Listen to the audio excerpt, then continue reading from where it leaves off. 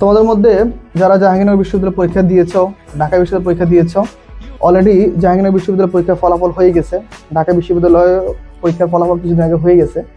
তোমরা যে সকল শিক্ষার্থীরা জাহাঙ্গীরনগর বিশ্ববিদ্যালয় এবং ঢাকা বিশ্ববিদ্যালয়ে চান্স পেয়েছো, তাদের জন্য মন থেকে অনেক দোয়া, শুভকামনা।